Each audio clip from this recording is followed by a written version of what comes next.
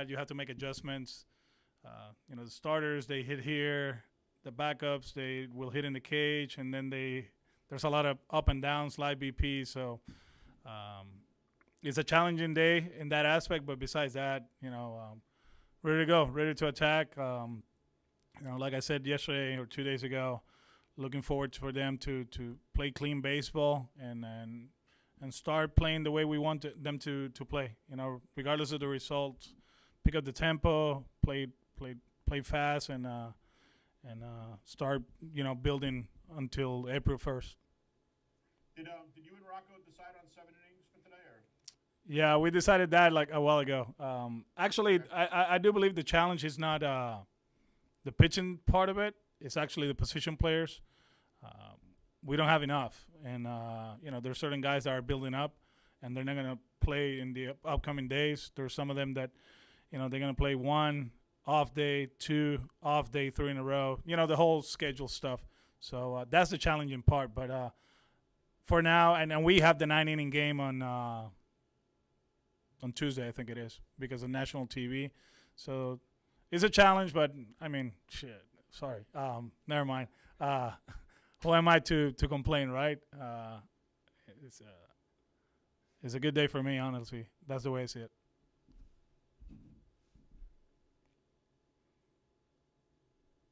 As you talked about the offensive impact you think Enrique can have, the leadoff spot today, is that just a spring training thing, or is that something you're considering for the season? I'm going to challenge him.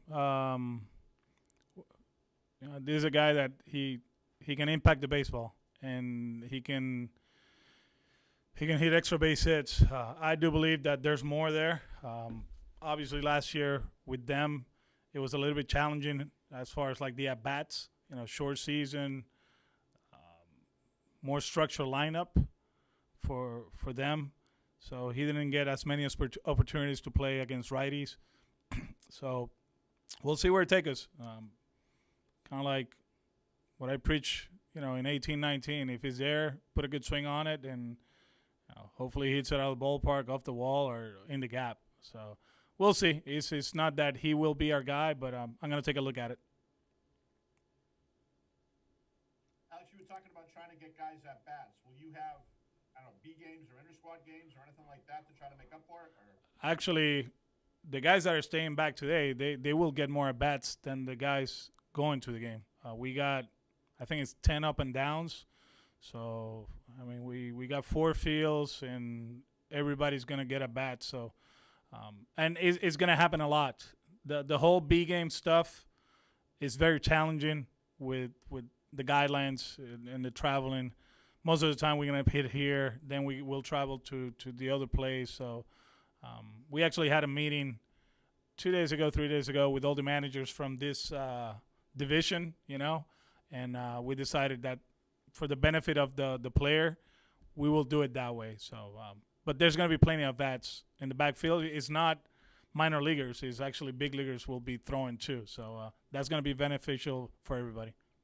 Will you guys put together your own, inter-squad or whatever, something like that? Or? Yeah, I mean, just like yesterday, put, an infield and go from there. I think the outfield, we can put Will in right field, Fenster in center, and Billy Mack in left field, and we put them in spots and they'll make plays. So that's the nature of this. Is something that we're planning for, and we'll make the best out of it. And I also wanted to ask you, what have you liked about Geddes, who you have in left field today? Very athletic, good defender. Offensive wise, a lot of power. Swing and miss too. So I just like the athlete. There's a few guys that are I gotta be careful the way I say it. They're sick, but not COVID related. Maybe there's a bug going on, stomach flu or something going around. Hopefully it's nothing bad, but we got some guys down, so we'll move it around. We'll put people out there. Today's Jaron and Michael. Tomorrow might be Gyro. We'll move him, and that's a cool thing about being versatile. We just move him around, and they'll do the job. And do you have any updates on both Cordero Sawamura in terms of them? Sawamura, as you guys saw on IG, he's in Fort Myers. Now he's going through the whole protocol. So hopefully, at the latest, it's Wednesday. He'll be with us. With Frenchie, still waiting for one more step from the training staff and the MLB office. And if we get the green light, then he'll fly to the States. He'll fly here, and then he'll have to go through the protocol. So he should be a go. I mean, not a full go, obviously, but hopefully at the latest by Wednesday. Hopefully. He's in the DR? Yeah, he's in the DR. Yeah. Thank you. Alex, you mentioned the other day that there were some things you were going to ask Enrique to do in the clubhouse. I think we're all generally aware of his reputation in that regard, but what did you mean by that, and what kind of things? Just sometimes I feel like our group, they get not tight, but it becomes very serious, very professional, I always said that it's such a humble group, although there's different people now compared to the 2 years I managed, but for them to have fun, relax, and enjoy it, there's nothing wrong with smiling, playing the game, and I do believe there's certain times that we forget about that, and he'll bring that. One thing for sure, he can do all that stuff, but he's a good player too. So, but he's very loose, very likable. He's a bridge, he should tell you guys a story about. It was in the media. I think it was in AA. He played that he didn't know English for half a season. I don't know how he pulled that off, and the manager didn't know. And I think the manager called a team meeting, and he's getting on the guys and all this and all that, and he raised his hand, and the manager pointed at him, and Kike, his English is perfect, So he started giving this speech in English perfectly, and the manager was like, "What the hell? What is this going?" So stuff like that. He has a blast.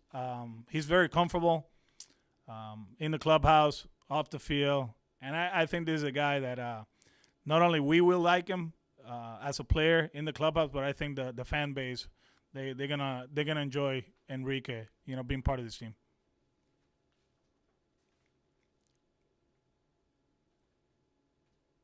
Alex, you have Bizarro pitching today, or he's on the schedule. There's been talk about his elite spin rate on his curveball, increase in velocity. What have you seen from him in camp? Just that. Everybody in player development are proud of the work he put on in the summer, in the off season, and so far in camp.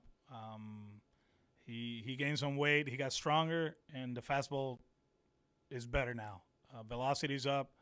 Everybody knows about the breaking ball, but I do believe that the fastball is going to make a difference. And very, very likable guy. He, for how young he is or whatever, he always walking with a smile, feels comfortable within the group, and he's one of those guys that just watching in video, especially in instructional league, you're like, wow, this is impressive. So let's see how he plays out at the big league level.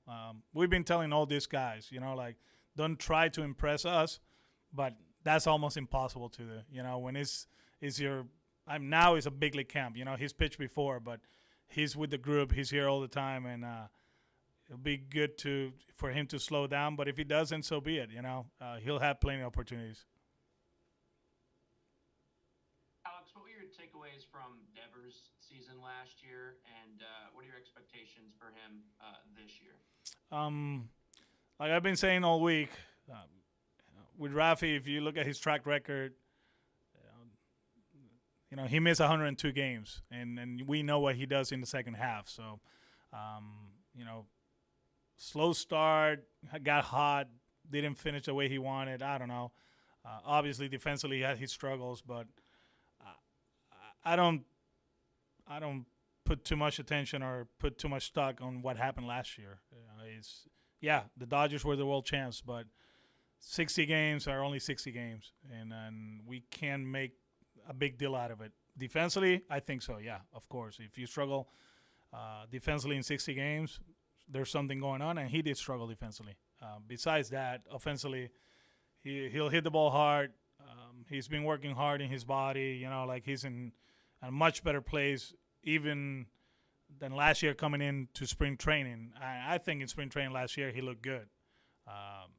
When he went to the Dominican, there was a lot of limitations, and I don't want to make excuses for him, but there's certain guys that they have their gyms and they have the facilities that they own actually in the Dominican. Not this kid. So I mean, he was just like all of us. Was he, that he needed to do something else a little bit more? Probably, or do something, yes. But I can't get on him because the unknown last year, it was unreal. That feeling that we had as a group, right? You guys had it too. It was like, can I go to the supermarket? What do I do? Like, do I wear gloves or a mask or a shield?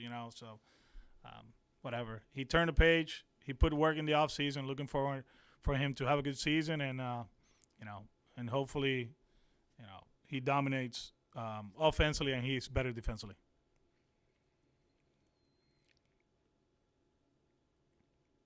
We're good? Thank you.